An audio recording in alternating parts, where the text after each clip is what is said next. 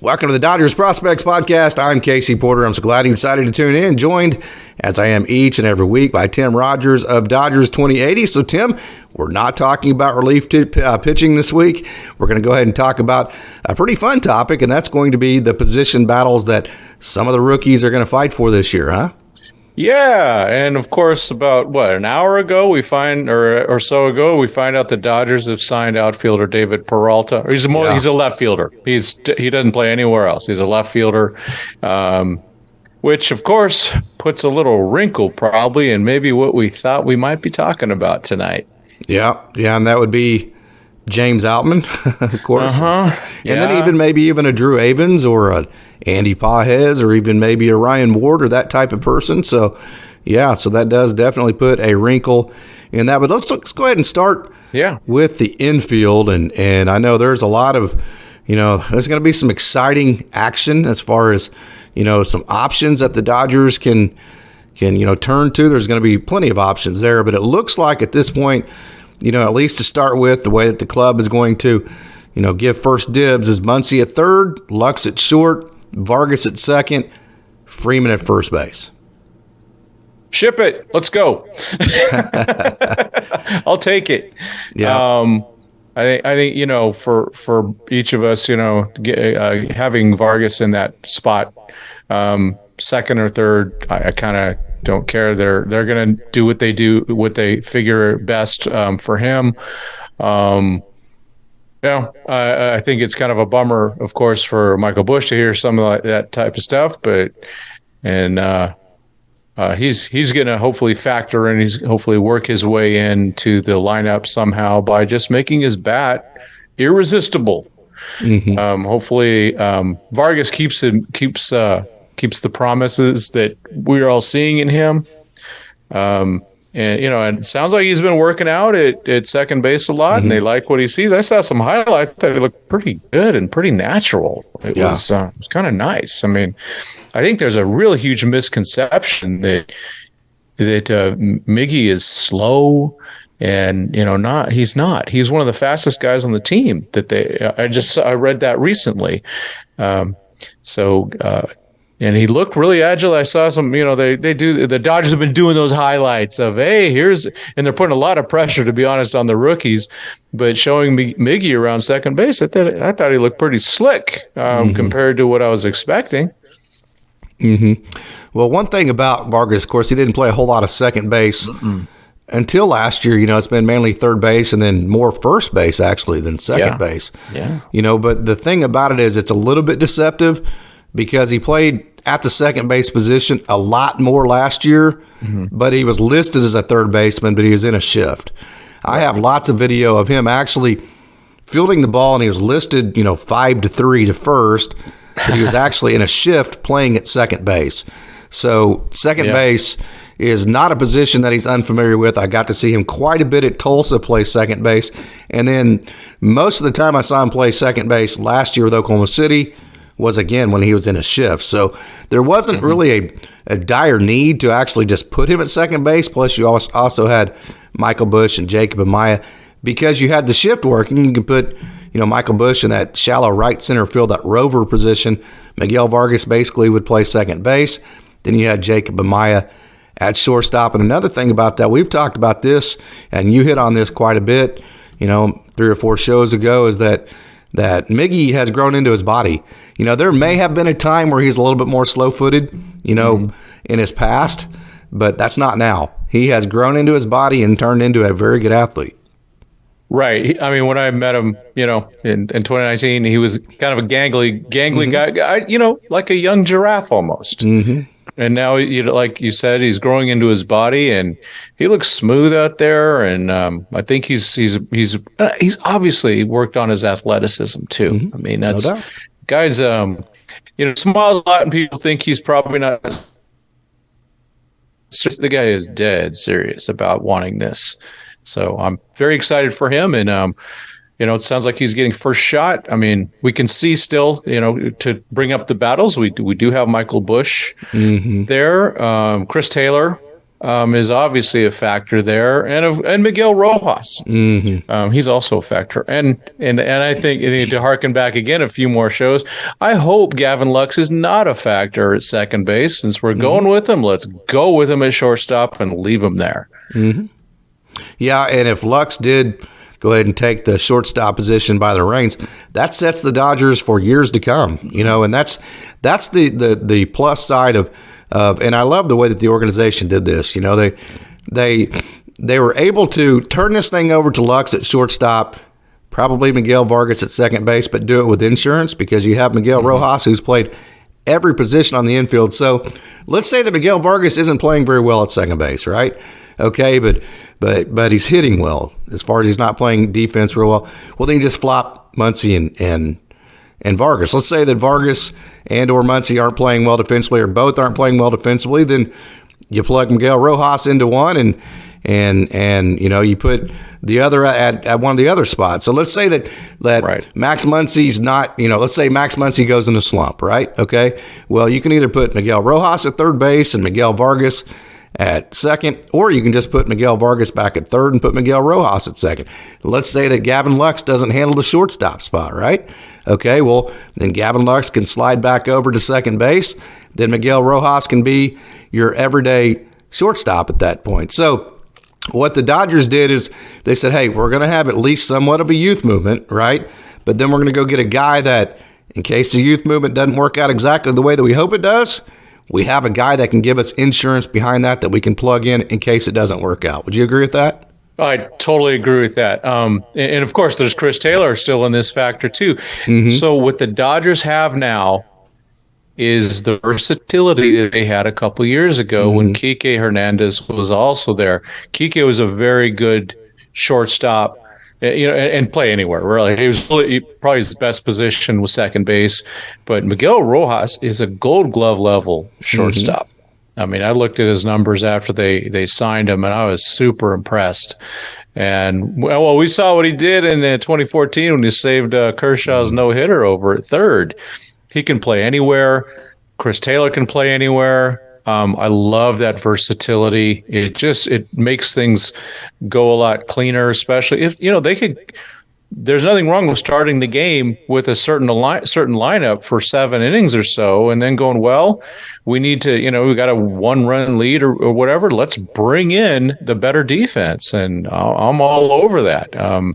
Make sure that you get that W when you can, if they are feeling a little shaky still, but you can gradually give more time, for a guy to adjust. You don't have to have him at the end of the game. Maybe he plays, let's just say Lux.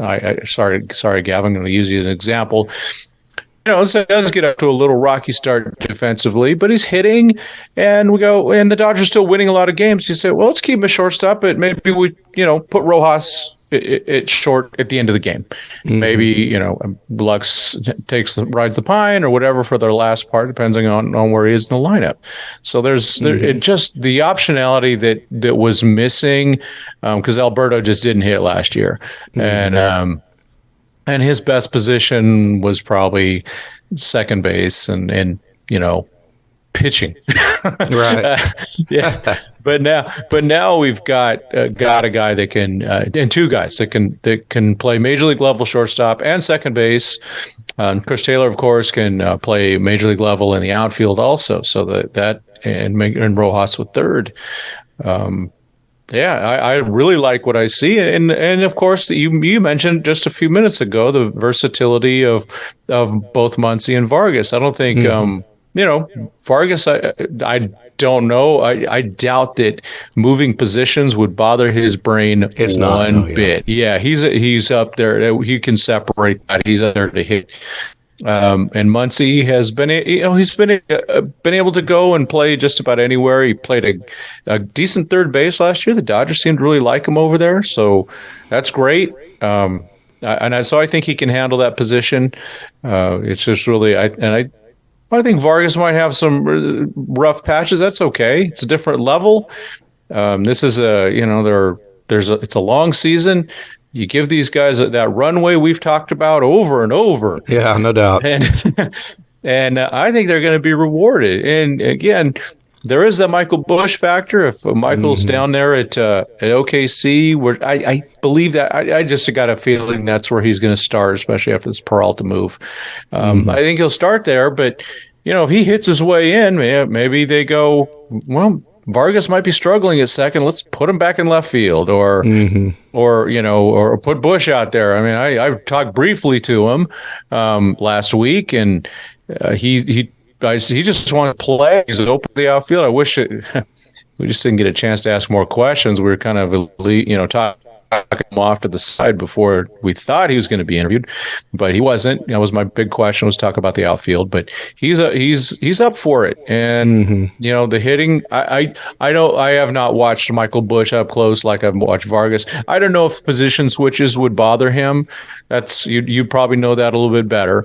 But the option, I love the optionality that the Rojas signing brought in. It's a really good signing. Yep, no doubt. And I like what you said about, you tied Peralta to Michael Busch, and some people are going to say, well, how does that tie together? Michael Busch is the second baseman and Peralta's a left fielder. Well, because one of the options to get Busch in the lineup was to move Miguel Vargas to left field and then plug Michael Busch at second base, and that appears to be an option that has gone away and or is much less likely at that point. So I think you're exactly correct when you hit on the fact that the Peralta move for the Dodgers makes it more difficult to get Michael Busch in the lineup, because it's going to be interesting to see. Let's say that Max Muncy gets off to a slow start at third base or whatever. If Miguel Vargas gets off to a slow start, are they going to try to flop those guys first,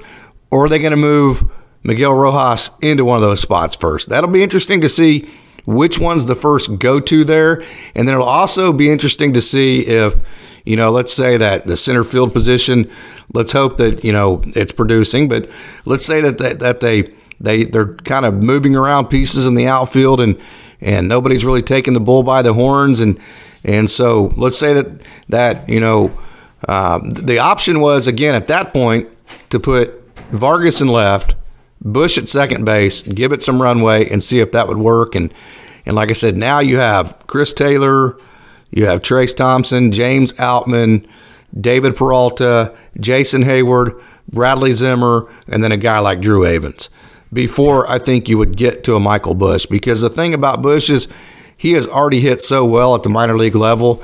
I don't think there is such a thing. I know what you're saying as far as if he can hit his way to a major, but he's already done that at the minor league level, if that makes any sense. I mean, he hit 35 home runs. He hit like 400 something his last month in 2021 at Tulsa. So this is a move that's going to make it tougher for him to get in the lineup. It'll be interesting to see where they go with him. I think that's the most intriguing part of this whole scenario. I think everybody else is going to have a chance to stake their own claim as far as what their role is going to be. It looks like it's a little bit out of Michael Busch's hands.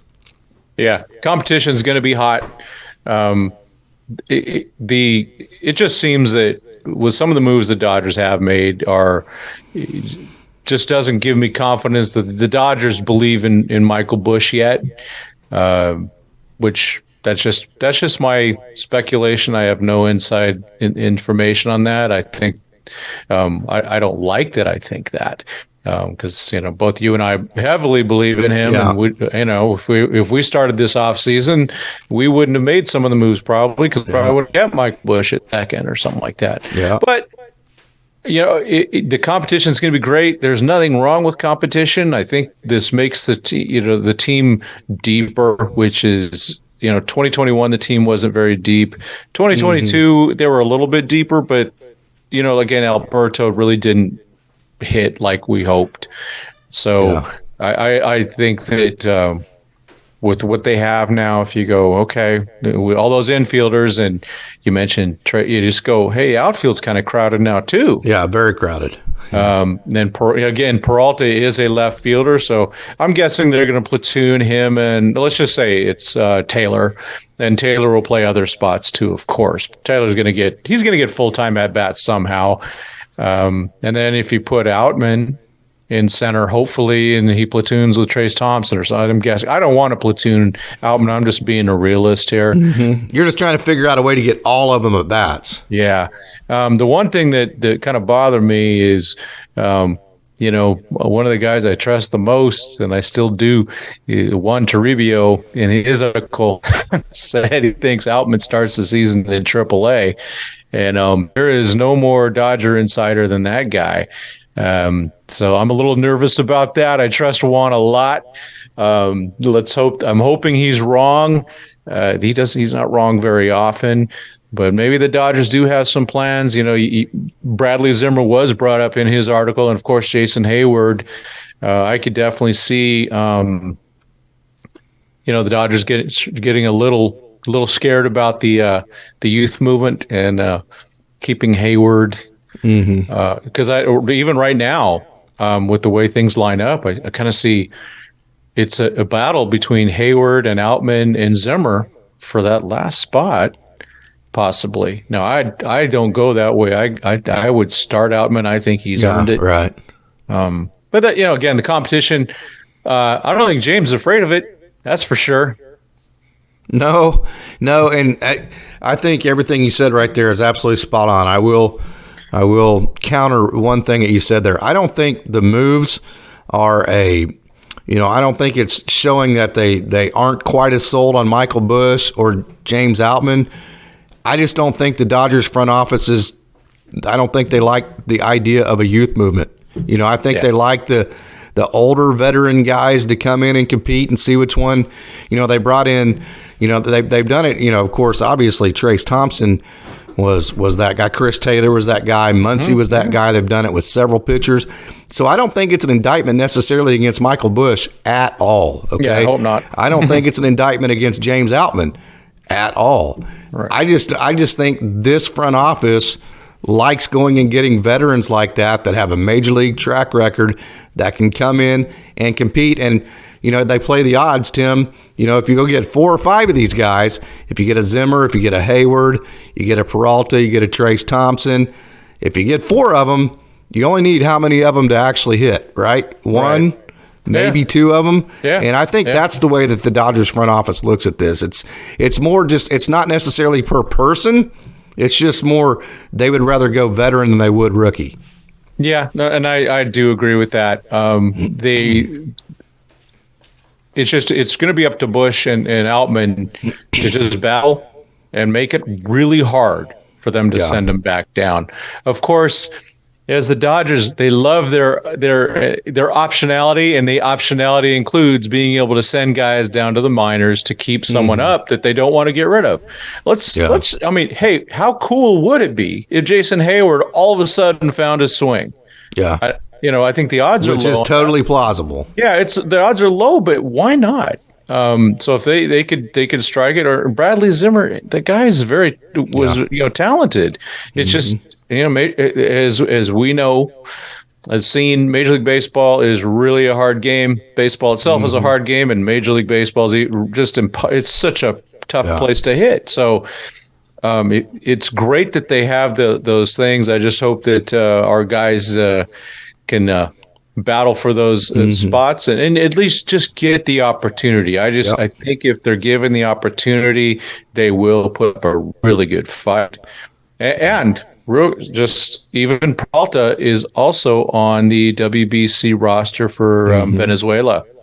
So there's 9 guys on that 40-man that are. Is that how many it is now? 9 guys? Yes. Yeah. Okay. With Peralta. And then there's 3 others that are in the minors that are also on rosters. So there's a lot of opportunities because, Mookie's not going to be there. And Will Smith's not going to be there, and Freddie Freeman's not going to be there.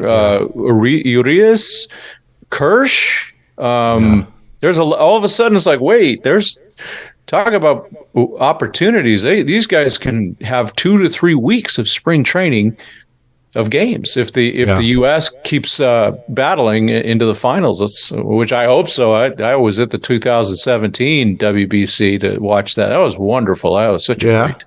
Yeah. Oh, I loved it. I saw 3 of the 3 games that during that time. So yeah, let's there's a lot of opportunities for these guys to earn that thing, and then when those guys come back, maybe some things happen. Maybe some guys make a big enough impression where they all of a sudden the plans change a little bit, or the initial thoughts. And season's a long season. Guys will get injured. We just know that. Yep. And so having all that depth is going to help. The 40-man roster is looking better and better. Mm-hmm. Yeah, of course, Zimmer and Hayward, minor league contracts. So Peralta, what is he, about $6 million a year, something like that? Yes. Okay. That's a different deal, man. That tells me they got Peralta to start him. Yes, they did.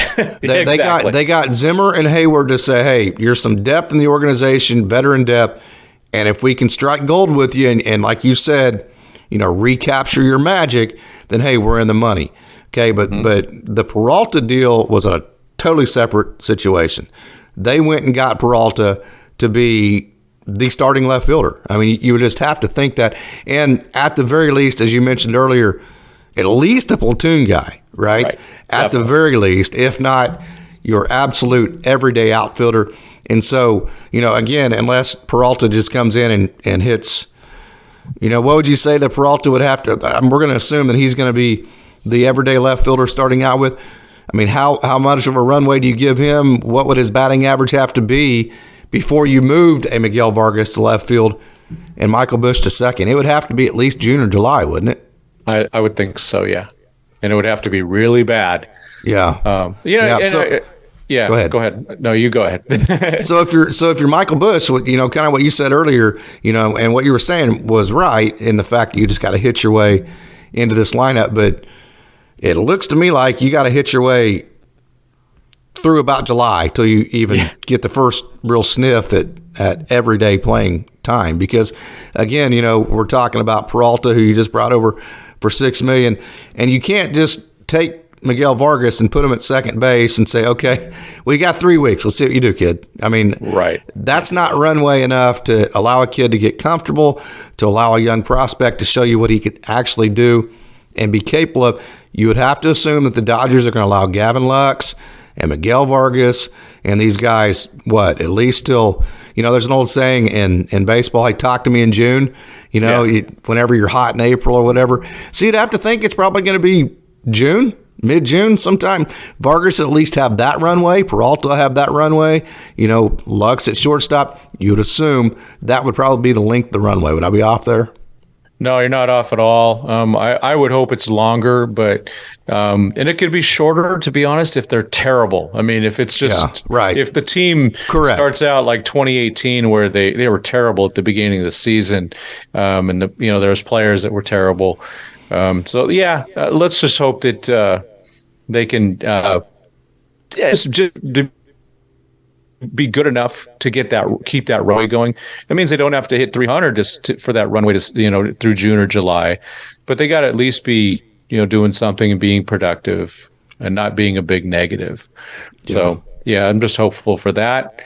Worst case, the Dodgers end up making some trades. I mean, they've obviously given up on not getting the luxury tax with this Peralta deal. I got them no doubt in my head, $12 million over. They're not getting under. Even if they were to get rid of Trinan and somehow in a weird trade, that's just not going to happen. So they're in. They're in for the. It's going to be a nice mix of players, and competition is going to be hot. Yep. They're in, but they're not in a way where they've locked themselves into like 500-year contracts to where they have, one thing this front office likes is roster flexibility every single year, So, one thing that I was very impressed with what they did when the Justin Turner deal, the $16 million option, I wanted the Dodgers to keep him for 2 reasons. One is the mentorship for then Jacob Amaya, Miguel Vargas, Michael Busch. He could mentor those infielders. And then his offense. He could have DH'd. He could have played a lot of offensive positions. Okay. So 16 million, Tim, right? Okay, so guess what they did? They went and got JD Martinez to replace his offense, right? Yep. For 10 million. Then they went and got Rojas to replace that mentorship role for 5 million. Eerily similar to that 16 million that JT would have been making. And I think they came out better. I love JT, don't get me wrong. Right. But first of all, it's 2 guys, not 1. And then also you have a better defensive infielder and you have a younger offensive player. Yeah, and I think JD Martinez is going to be outstanding this year. That guy's playing for a new contract next year, and he's going to be protected. He's going to be right in the middle of that lineup, probably in the 4 or 5 spot, around maybe between Freeman and Muncy. Ooh, good for him. Yeah, you mentioned the battles in spring training, and they're going to be plenty, no doubt about that. In our next show, we haven't really talked about this, but one good idea that one of the fans mentioned to me was, some of the guys that might raise their stock at spring training. So that would be a good topic for us to cover next time out. And talk about. I think I probably would start with some of the under the radar guys like a Drew Avens or Emmett Sheehan or somebody like that or Nick Nastrini that maybe not make the Andy Paez, somebody like that. Of course, we all know about the Bobby Millers and the Ryan Pepios and the Michael Groves, Andre Jacksons and the Gavin Stones. We know all about those guys.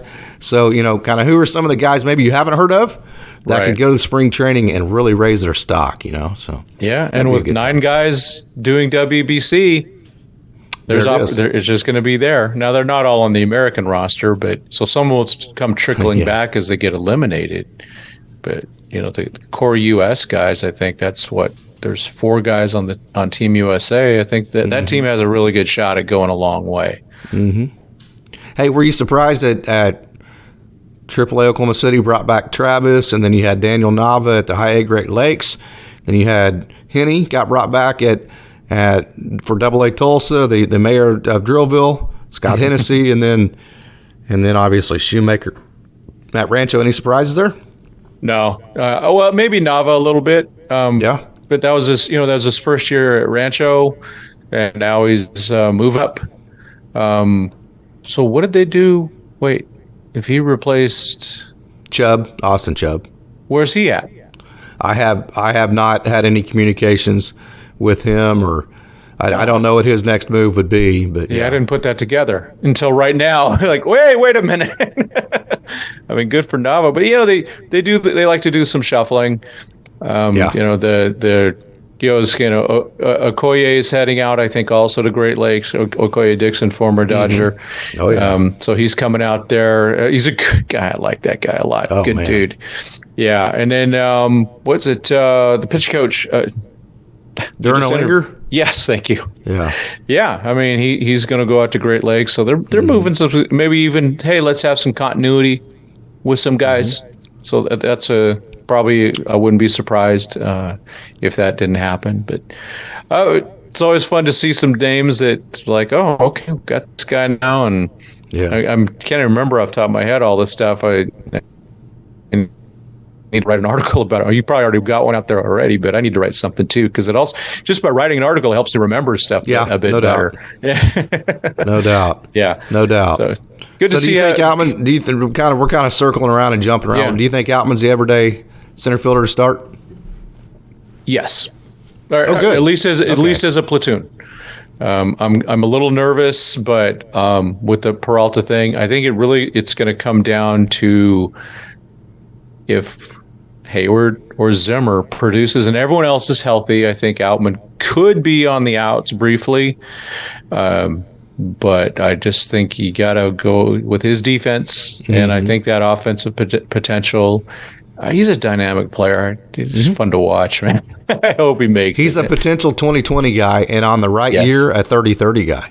That's not an exaggeration. You're not wrong at all. I mean, I'm looking forward to seeing him, to see what his actual sprint speed is. I don't know if he registered enough last year to even make it to Baseball Savant for that, for having a good one. Because like that first hit he had, there was no sprint speed there. That was just a home run try. Yeah. So there's sprint speed, and then there's game speed. Yeah. And whatever his sprint speed is, I promise you, his game speed's better. Yeah.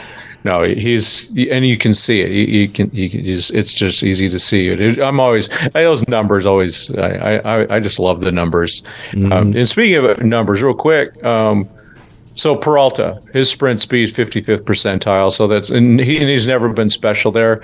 Outs above average was interesting though. It was 88th percentile. What was? Outs above average as an outfielder, and his outfield jump was 67 percentile among the league, so that's good. What else is good? Some of the other numbers are okay. K percent only 36 percentile, barrel 57 percentile. It's interesting things. He is 35. And I had totally forgotten that he was traded to Tampa at the end of the year. Yeah. I just kind of lost track of him. But yeah, he's 35. He's coming back for one. Hopefully he's probably trying to chase a ring too out of that. Yeah, no doubt. For him to get $6 million, good for him. I mean, I'm always in favor of guys getting paid. No doubt. So, hey, we're sick of him with the Diamondbacks, so I guess we'll root for him a bit as a Dodger now. But, good for him. Yeah, and you knew bringing back Kershaw to a one-year deal and then signing Martinez to his one-year deal that the Dodgers weren't just going to just hand this team over to the rookies. They weren't ever going to just do that. And when I say that, they don't mind handing it necessarily over to rookies, but they're going to have a plan B behind it, and they're going to have an insurance plan behind it. So they were never going to just, put Vargas at second, Lux at short. I know Lux isn't a rookie, but he might as well be at shortstop, and then Busch in left field, and then Outman in center, and then all the 5 rookie pitchers. They were never going to do that without insurance, and they got their insurance with Miguel Rojas, and now they got a veteran outfielder with Peralta, and so they've given themselves the flexibility. We've talked about this. Hey, if you want to go young, you can go young with the insurance plan behind it, knowing that, hey, if it doesn't work, then we can go veteran at any time we want. And you mentioned this several shows ago. With the new playoff setup, you don't have to win 111 games. You only have to win, 85 games maybe to get in? Something like that, And we saw last year that home field advantage isn't all that it's meant to be or been supposed to be. So, hey, all you got to do is get in, right? And so I think that format gives a team like the Dodgers more runway to play their rookies a little bit longer because you don't have to win the 100 games to make the playoffs. Yeah, exactly. And another 1-year contract that sometimes we forget, Noah Syndergaard. Yeah, right. That's another guy that they easily could have just said, hey, we're giving that 5th spot to Pepio or someone like that, which I wouldn't have minded. But they brought in Syndergaard. And by the way, I stood next to that guy. He is a monster. There's a reason why he's called Thor. He looks like Thor. He could up close. And he's got his cowboy boots on and everything. Just he's a big man, and I'm excited for him. I mean, he came here to learn how the Dodgers do things, and saw what happened with Tyler Anderson and all these other guys that just kept getting better and better. So there's and if it doesn't work out, they're loaded at pitching. Oh my! And we did our own show on that a few weeks ago. They're loaded with all those pitchers. So we talked about all the 5. Is Pepio still considered a rookie? Yes. So 5 rookies. Still slid in. You have Grove. So 5 rookies. You have Grove, Pepio, Jackson, Miller, Stone. But of your starting 5, we mentioned it on that show. 2 of them are coming off of Tommy John very, very, very recently, and then we know that Gonsolin, with that split finger, he's been prone to injury. Clayton Kershaw Julio Urias threw the 2nd most innings that he's ever thrown in his career last year, so you don't want to wear his arm out. And then Clayton Kershaw is going to pitch in the World Baseball Classic. He's a little bit older, so I don't see where Clayton Kershaw goes much over 100 innings this year. Right. So, So there's room. Yeah. But can you imagine, let's say that all 5 of those veteran guys make the roster. The Oklahoma City starting rotation. Yeah. Oh, my gosh. Yeah, no doubt. Oh, my gosh. Do you see any of the 5 guys, the 5 rookie pitchers, do you see any of them being with the big club for the entire year from day one all the way through?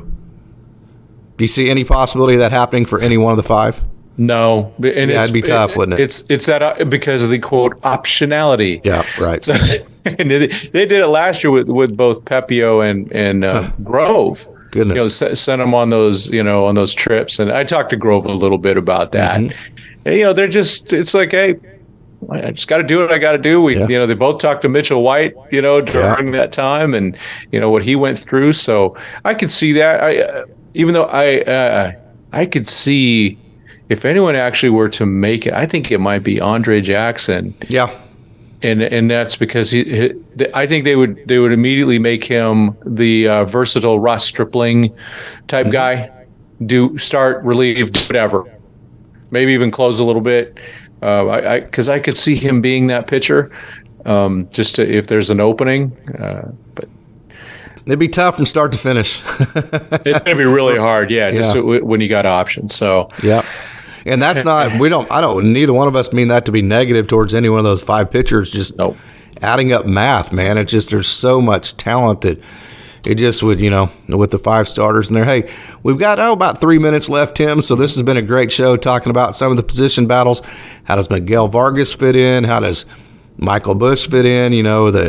The recent acquisitions and Gavin Lux and how's he going to do at shortstop, all that. So it's been a fun show. So do you have any final thoughts? Oh, it is definitely good to talk about something other than relief pitchers. We love those guys, but boy, that was something. And it was good to get to know more of those guys further. But yeah, I think as the optimism keeps growing as we get closer to spring training with these little acquisitions. They seem little, but they could add up to a lot. And it's clear the Dodgers are not going to try to get under the luxury tax. It's just not going to happen. So never were. Yep. And now, it's clear, and they've done this before. They will go and make a big trade if they need to. Mm-hmm. I still get kind of blown away that they actually acquired Max Scherzer and Trey Turner in the middle of a season. Mm-hmm. So don't put anything past Mr. Andrew Friedman. I even did a tweet about it. It is right now is Andrew Friedman's season. If we were to go back, 2020, Mookie Betts, 2021, the redacted guy, and last year, Freddie Freeman. Yeah, right. Those were all huge moves. Yeah. I don't know if he's got a big move in him this time, but he's always ready to strike. Yep. Well, the thing is, Tim, and we're coming down to the end of this, but there's no reason to hurry this because you might as well wait to make a trade until you know what your exact needs are going to be.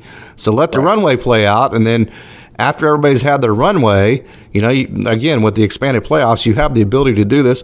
Wait to see how things play out. Mm-hmm. Then at that point, you'll know exactly what needs you have. Then you can be very specific and pinpointed as far as the trades that would make the most sense for you. Yeah, it's just the way Friedman works. If he sees a huge name, I mean, it's got to be a game changer. Yes. And all those guys I mentioned were game changers that, he's not going to just he's not going to go blow up the team for an above average guy. Yeah. But for a star, I mean, Shohei. Yeah. And you might say, well, okay, then why didn't he just pick him up in free agency? Well, because in free agency, you're going to have to sign the 10-year contracts. Exactly. If you go out and get a trade, you're going to just get whatever contract they have, which may mean that it's only 2 more years left. So you're getting that caliber of major league star, but without the 10-year contract behind it. But, hey, those are our final thoughts, fans. If you would, go ahead and visit Dodgers 2080. That's Tim's site for more coverage on the Dodgers prospects, or Dodgers Daily. That's my site, again, for more coverage. All the coverage you could possibly want on all the Dodgers prospects. Hey, if you like this video, go ahead and give it a like. Go ahead and leave a comment. Tell all your friends about the Dodgers Prospects Podcast so Tim and I can keep providing you content like this in the future. As always, thanks for tuning in, fans, and go Dodgers.